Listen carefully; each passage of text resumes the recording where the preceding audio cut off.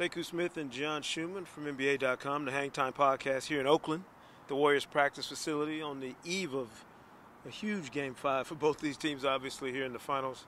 I don't know if it's the history they have, the 3-year run, or what, but both these teams were remarkably at ease, and comfortable today. No tension, none of the kind of nervous energy you'd expect from two teams that basically have their season on the line.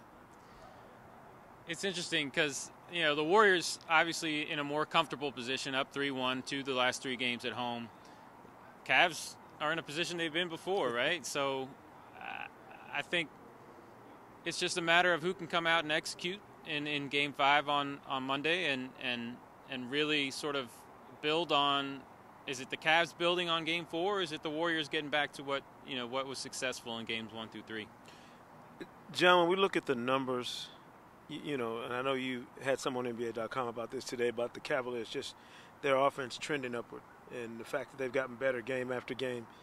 Is that something you can look at in a series like this and say, hey, this is not just a trend, this is something that they ride, through for another couple of games?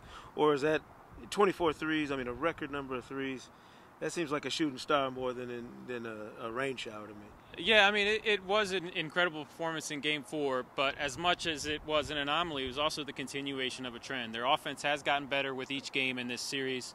And I think with them, it's all about three-point volume. In Games 1 and 2, they took only 63s. In Games 3 and 4, they took 89. And they're a much better team and a much better offensive team when they're getting lots of threes. And I think they found some things offensively to take advantage of the way the Warriors are defending them, that can get the ball moving, get the defense moving, get the ball moving, and find some open shooters on the perimeter. So do we owe Tyronn Lue an apology? A lot of people were making jokes about he and LeBron saying, hey, we're not going to slow it down, we're going to play fast, we're going to do what we do. It worked. And you could point to Game 3 and say, if it wasn't for Kevin Durant and a big shot late in those last couple minutes, it worked twice.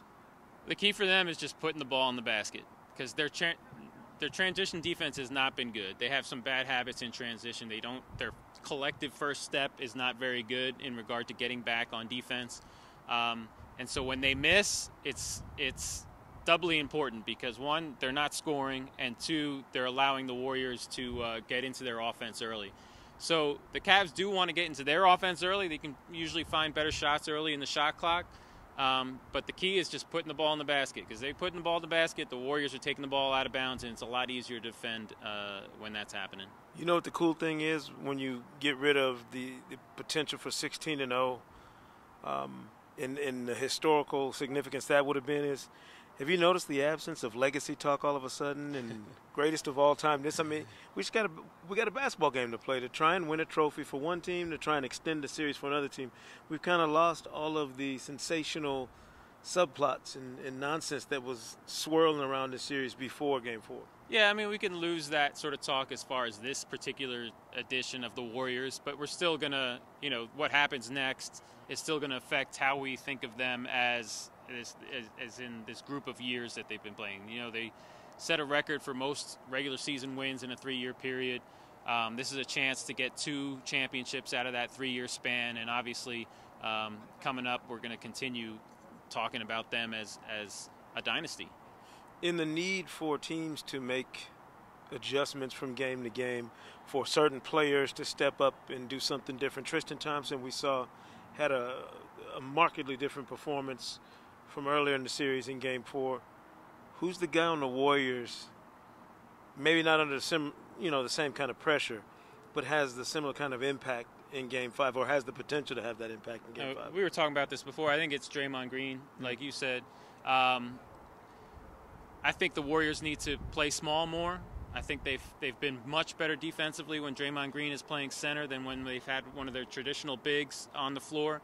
And so I think they should limit JaVale McGee's minutes, maybe not play him at all, and play more of Draymond Green at center. That obviously puts pressure on him defensively, but I think that's where they're at their strength. Yeah, sounds like could be a crazy Game 5, but certainly an excellent Game 5. We're here in Oakland. Sekou Smith and John Schuhmann from NBA.com, the HangTime podcast, getting ready for Game 5 of the Finals 2017